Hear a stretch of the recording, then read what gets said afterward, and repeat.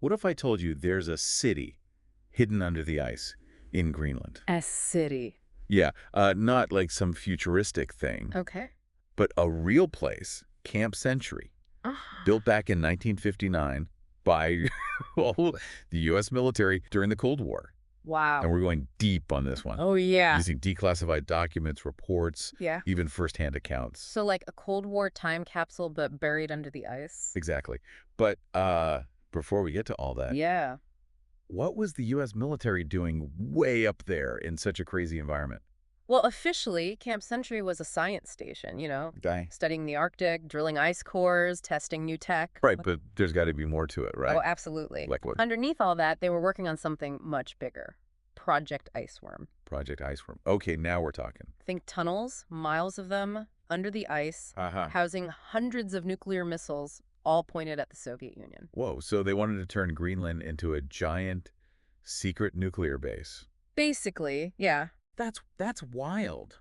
But how do you even start building something like that under all that ice? They used these special heated drills to carve out the tunnels and reinforce them with steel. Huh. They brought in prefabricated buildings for everything, living quarters, labs, Like God? even a theater and a chapel. No way. They even had a portable nuclear reactor, the PM2A. A nuclear reactor under the ice. Yep, powered the whole base. That's, I mean, impressive, but kind of terrifying if you think about it. It was a marvel of engineering at the time, Okay. though obviously back then they weren't thinking as much about the long-term environmental impacts as we do today. Right, right. But they were definitely pushing the limits. So did they pull it off? Did they build this whole missile network? That's where things get interesting, Okay. because their biggest enemy turned out to be the ice itself.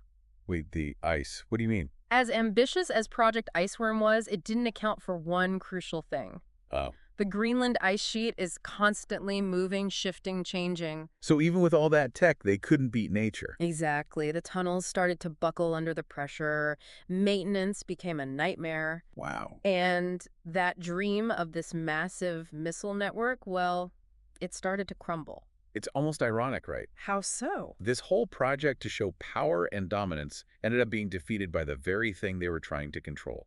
I see what you mean. So what happened to Camp Century? Did they just pack up and leave? Not right away. Okay. But by 1967, the challenges were just too much. Yeah. Collapsing tunnels, maintenance issues, and the fact that Project Iceworm was failing. Right. It was inevitable. The camp was abandoned, sealed up, and left to the ice. Like trying to bury a secret, hoping it'll stay hidden forever. But as we know, things don't always stay buried, especially when the ice itself starts to change. And that brings us up to the present day. Where the story of Camp Century takes on a whole new meaning. Because that melting ice isn't just revealing the remnants of this base. It's also uncovering a potential environmental disaster. See, when they abandoned Camp Century, they didn't exactly take everything with them. What do you mean? Tons of waste was left behind. Like what? We're talking radioactive material from the reactor. Oh, wow. Diesel fuel, sewage, all kinds of stuff. And they just left it all there. Yeah, buried under the ice, out of sight, out of mind. So this secret Cold War base is now like a ticking time bomb.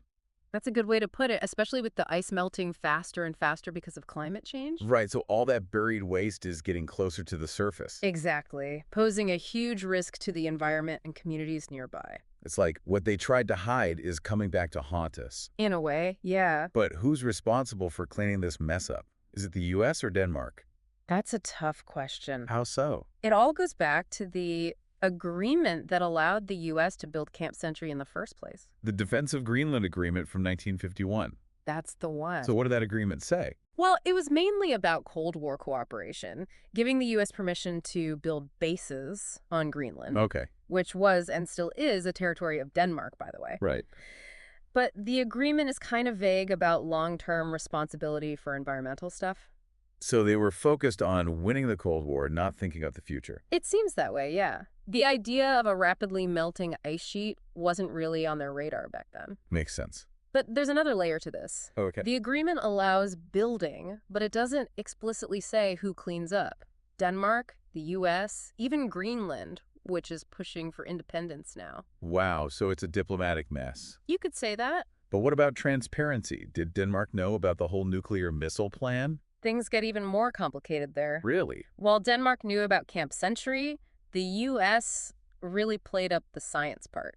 Like the ice core drilling and the reactor. Exactly. They downplayed the military stuff, especially Project Iceworm. So they weren't totally honest with their allies? Not really, no. And then there's Greenland and its people. What about them? Well, back then, Greenland was a colony of Denmark, so they didn't have much say. So they were left out of the decision-making. Pretty much, and that's a big part of why this situation is so sensitive today. How so? For many Greenlanders, Camp Century isn't just an environmental threat. Yeah. It's a symbol of their colonial past, a reminder of being left out of decisions that impact their land. It sounds like this abandoned base has become a symbol for a lot of complex issues. Absolutely. We're talking environmental responsibility, colonial legacies, even the future of the Arctic. So where do we go from here? What can be done about this? So what can we actually do about all this waste?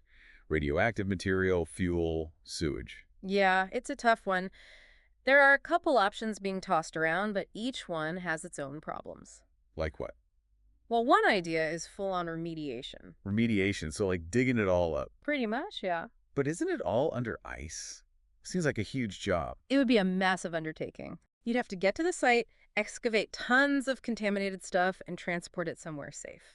That sounds incredibly difficult and expensive. Not to mention the logistics, the risks of messing with the site itself. Right, so not a simple solution at all. No, definitely not. So another idea is containment and monitoring. Okay, so instead of removing it, try to keep it from spreading. Exactly. How would that even work? You could build barriers around the contaminated area. Like a wall or something? Yeah, something like that. Then set up groundwater monitoring systems to track any leaks, maybe water treatment facilities to clean it up. Okay, so it's more about managing the problem than getting rid of it. Right. It's a reactive approach. Would that even work long term? It's hard to say. Depends on how fast the ice melts, how much waste there is, how effective the barriers are. And of course, who's paying for all of this? Exactly. That's a big sticking point between Greenland, Denmark, and the U.S. They're all pointing fingers at each other. Basically, yeah. Yeah. No one wants to foot the bill for someone else's mess. It's more than just an environmental issue then. It's political and financial too. Absolutely. And it really highlights how decisions made decades ago can have consequences we're still dealing with today. It makes you think, Yeah. about the long-term impacts of our actions, especially in places as fragile as the Arctic. I agree. The story of Camp Century is a powerful reminder of that. This has been a fascinating deep dive. Thanks. It's way more than just a story about an abandoned base. You're right. It's about environmental responsibility, colonial history, the future of the Arctic, and it's clear that the story isn't over yet. Not by a long shot. So, what's your final takeaway for our listeners? What should they keep in mind as this all unfolds? I think the biggest takeaway is the importance of thinking ahead and taking responsibility. Okay. Camp Century shows what can happen when we don't consider the long-term consequences of our actions. Yeah, it's a powerful lesson for sure. And as we move forward, we need to learn from the past, find solutions that are both sustainable and fair. Absolutely. We can't just keep burying our problems, hoping they'll go away. Exactly. The ice may be melting, but the lessons it holds are more important now than ever. That's a great point to end on. Thanks for taking us through this incredible story. It was my pleasure. Sometimes what's hidden can teach us more than what's in plain sight.